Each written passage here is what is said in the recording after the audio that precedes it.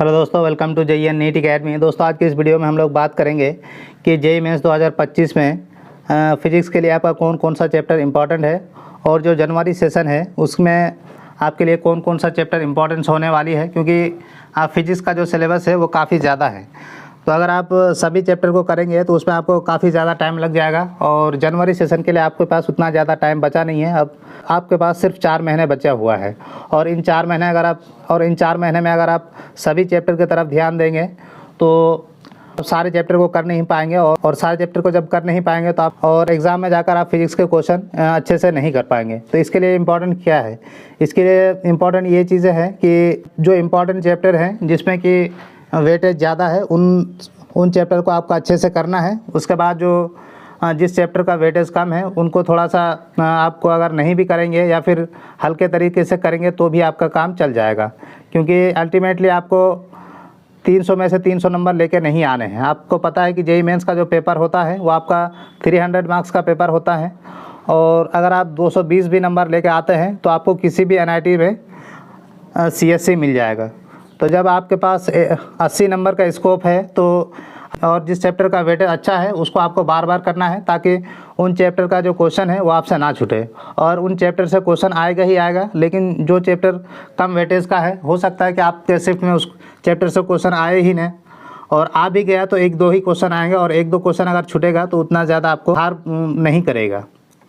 तो इसलिए आज के इस वीडियो में हम लोग बात करेंगे कि 2024 का जनवरी सेशन में किस चैप्टर से कितने क्वेश्चन आए थे। उससे आपको आइडिया लग जाएगा कि किस चैप्टर को आपको अच्छे से पढ़ना है और किसका जो रिवीजन है वो आपको अच्छे से करना है।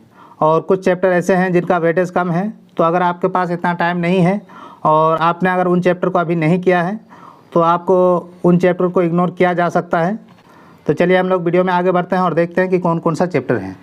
तो सबसे पहले अगर हम लोग देखें कि किस चैप्टर से किस शिफ्ट में कितना क्वेश्चन पूछा गया है, तो सबसे पहला चैप्टर आपका आता है करंट इलेक्ट्रिसिटी और इसमें सबसे ज़्यादा क्वेश्चन पूछा गया था लास्ट ईयर जनवरी सेशन में।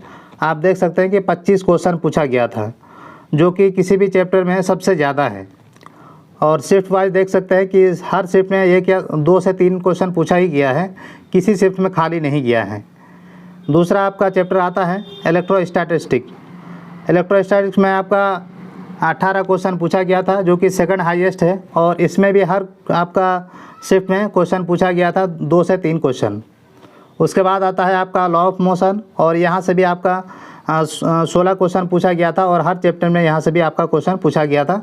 आप शिफ्ट वाइज देख सकते हैं कि किस शिफ्ट में कितने क्वेश्चन पूछा गया है। नेक्स्ट चैप्टर आता है आपका मैग्नेटिक इफेक्ट ऑफ करंट। इसमें आपका 15 क्वेश्चन पूछा गया था और यहाँ पर भी हर शिफ्ट में आपका क्वेश्चन पूछा गया था।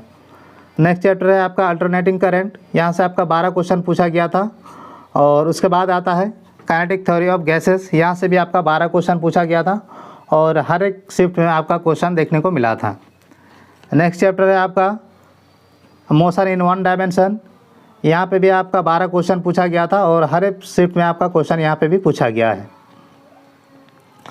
नेक्स्ट चैप्टर की अगर हम लोग बात करें तो वेव ऑप्टिक्स, यहाँ पे आपका 12 क्वेश्चन पूछा गया था और इसमें भी आपको सारे शिफ्ट में क्वेश्चन पूछा गया था, सिर्फ जनवरी 27 के फर्स्ट शिफ्ट को छोड़कर। नेक्स्ट चैप्टर है आपका एटॉमिक फिजिक्स। यहाँ से आपका 11 क्वेश्चन पूछा गया था और यहाँ से भी लगभग सारे शिफ्ट में आपका क्वेश्चन पूछा गया था। उसके बाद आता है आपका रे ऑप्टिक्स, 11 क्वेश्चन पूछा गया था। ग्रेविटेशन, यहाँ से 10 क्वेश्चन पूछा गया था। रोटेशनल मोशन, यहाँ से आपका 10 क्वेश्चन पूछा गया था। सेमीकंडक्टर से आपका 10 question. Dual nature of matter, इसमें आपका 9 क्वेश्चन पूछा गया था और इलेक्ट्रोमैग्नेटिक इंडक्शन में आपका 9 question. Mechanical properties of fluid में आपका 9 क्वेश्चन। उसके बाद आप देख सकते हैं कि मैकेनिकल प्रॉपर्टीज़ ऑफ सॉलिड में आपका 9 क्वेश्चन। वर्क पावर एनर्जी में आपका 9 क्वेश्चन। कैपेसिटेंस में आपका 8 क्वेश्चन। इलेक्ट्रोमैग्नेटिक वेव में आपका 8 क्वेश्चन। न्यूक्लियर फिजिक्स में आपका 8 क्वेश्चन। ऑसिलेशन में आपका 8 क्वेश्चन। मैथमेटिक्स एंड फिजिक्स में आपका 7 क्वेश्चन। थर्मोडायनेमिक्स में आपका 7 क्वेश्चन। यूनिट एंड डायमेंशन में आपका 7 क्वेश्चन। उसके बाद आता है आपका centre of mass, momentum and collision में आपका 6 क्वेश्चन।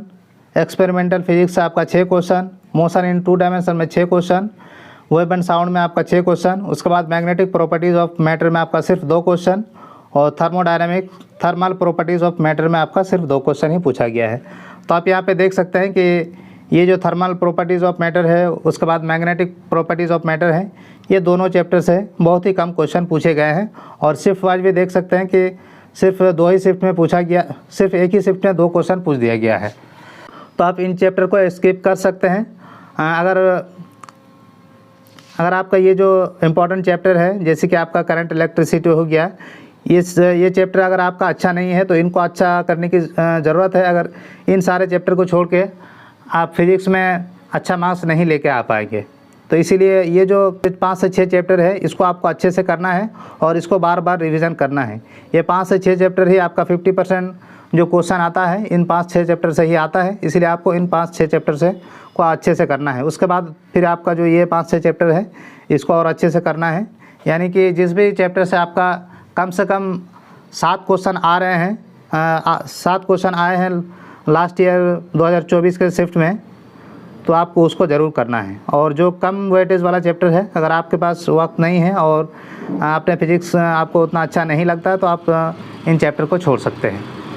तो आई होप कि आपको समझ में आ गया होगा कि जे मेंस 2025 के जनवरी सेशन के लिए आपके लिए कौन कौन सा चैप्टर इंपॉर्टेंट है और किनको आपको अच्छे से करना है। इसके लिए कमेंट सेक्शन में हमें ज़रूर बताएं, उसके ऊपर भी वीडियो ज़रूर आ जाएगा। Thank you so much for watching this video.